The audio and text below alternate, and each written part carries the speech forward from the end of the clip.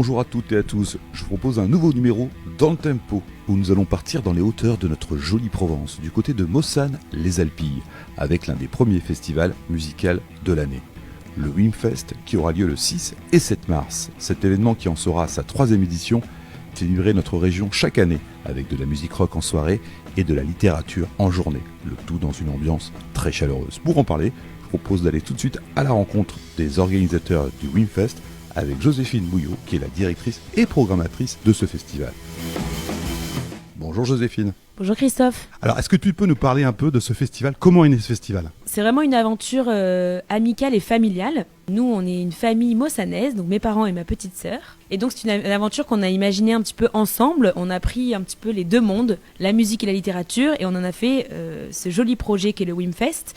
Moi, je suis donc la directrice du festival, donc je travaille dans le spectacle depuis 7 ans maintenant. Donc je chapeaute un petit peu tous les domaines. Et puis ma maman est en charge de la littérature avec ma petite sœur donc.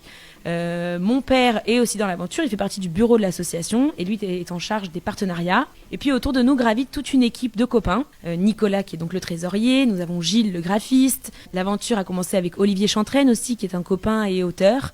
Voilà, que des Mossanais et une grande famille avec des bénévoles aussi, mais peut-être qu'on en reparlera un peu plus tard. On est passionné de musique, on est passionné de littérature, et comment tout d'un coup on se dit tiens, on fait un festival ? Comment est venue l'idée ? Eh ben, l'idée, en fait, c'est de vraiment fédérer des gens autour d'un projet culturel. C'est quelque chose qui nous tient vraiment à cœur dans la famille, mais aussi dans le groupe de copains dont je te parlais. Et puis, en fait, on s'est dit, pourquoi pas organiser un événement. En anglais, tu vois, il y a une phrase et un dicton qui dit « It takes a village ». Souvent, c'est pour parler plutôt de maternité, pour essayer d'élever un enfant. Mais là, en l'occurrence, c'est élever ce projet-là et construire cette aventure qu'est le Wimfest. Et c'est vraiment ça, c'est It Takes a Village, parce que c'est tout le village de Mossane qui s'y met. Et ça a donné cette belle aventure qui a commencé donc en 2024. L'idée, c'était une idée un petit peu folle qu'on a eue de se dire, pourquoi pas, après tout, on est tous amateurs, amatrices de festivals et de bonne musique et de littérature. Donc pourquoi pas nous aussi proposer un événement qui allierait les deux. Puis c'est devenu une fête du village. Tu le disais, des bénévoles, tu voulais en parler aussi, parce que c'est une association, on peut en parler un peu plus ? Oui, bien sûr. Donc évidemment, parlons des bénévoles, puisque sans bénévoles, il n'y a pas de festival. Tout le monde le sait. Mais donc on a la grande chance d'avoir, en plus de notre petite équipe organisatrice, plus d'une 60aine de bénévoles, dont la plupart sont des Mossanais, Mossanaises, qui ont rejoint l'aventure et qui nous aident derrière le bar, qui nous aident à l'accueil, au scan, au run, pour avec les voitures, aller chercher les artistes à la gare, les ramener. Donc oui, sans ces bénévoles-là, malheureusement, il n'y aurait pas d'aventure. Donc on est très reconnaissants de leur présence avec nous. Ils sont tous plus sympas les uns que les autres, tous plus motivés les uns que les autres. Et c'est grâce à ça aussi qu'on passe un moment exceptionnel et qu'on partage ce moment et qu'on a envie de continuer à faire vivre le Wimfest, parce que justement tous ces gens-là nous font confiance, nous aident, nous épaulent, et c'est ça qui fait que cette aventure vaut la peine d'être vécue. Et ce qui fait un peu l'originalité de ce festival, tu l'as dit, c'est d'allier littérature et musique. Et alors on va un peu rentrer dans le détail de cette édition. On va commencer par la littérature, si tu veux commencer par le vendredi. Oui, donc le vendredi, les portes du festival ouvrent à 16h. On commence par une table ronde qui est un hommage à John Fante, qui s'appelle Sur les traces de John Fante, avec au micro Stéphane Paoli, qui est donc un ancien journaliste de France Inter, et qui interviewera Yvan Attal, qui a fait le documentaire sur Mon chien stupide, donc le fameux livre si connu de John Fante, Olivier Chantraine, dont je te parlais, qui fait partie de l'aventure des débuts du Wimfest, et Brice Mathieusan, qui est donc le traducteur officiel de John Fante. Et puis il y aura également les inspecteurs Clouseau qui jouent le lendemain, mais qui sont de grands fans de John Fante, qui s'ajouteront au casting de cette table ronde pour donner leur avis et puis partager un petit peu leur expérience en tant que lecteur. Et puis le soir après, donc on a une ouverture des portes-concerts à 18h30. On a un spectacle pour enfants le samedi matin à 11h30, qui est un spectacle proposé par le Philharmonique de la Roquette d'Arles et qui met en chanson et en dessin les fables de La Fontaine. Donc il y a un clavier, un percussionniste et un slammer, ainsi qu'un dessinateur qui dessine en direct la fable pendant qu'elle est mise en musique. Donc c'est un spectacle pour enfants qui est ouvert à tous et toutes à partir de 5-6 ans, sans réservation, gratuit bien évidemment. Donc ça c'est le samedi matin à 11h30.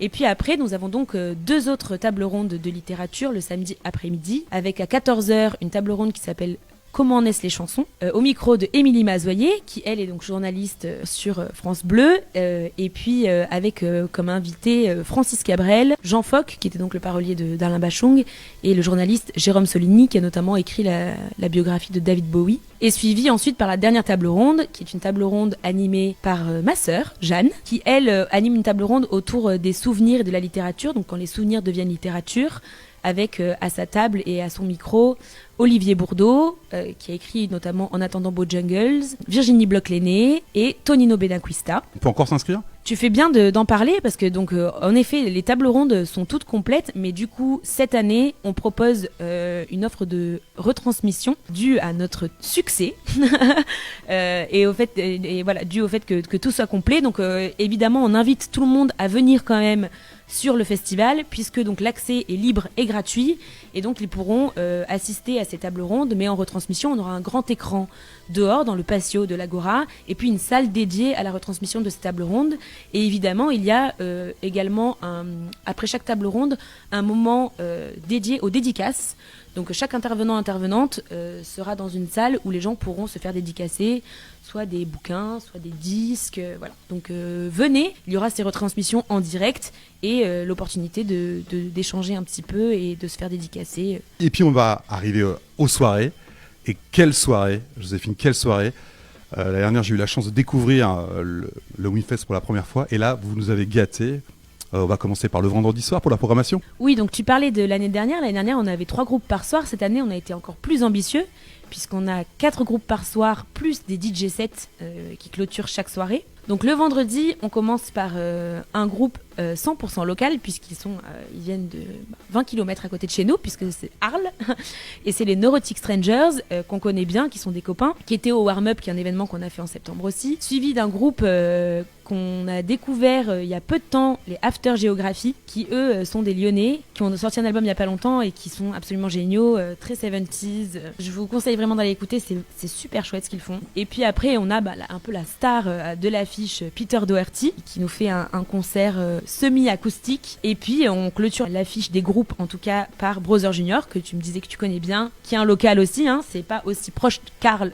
Mais bon, Marseille, c'est pas si loin, et qu'on aime beaucoup, et qu'on connaît bien, et qu'on embrasse. Et puis, voilà, donc on finit cette soirée par un DJ set avec un DJ mossané qui s'appelle Gabora.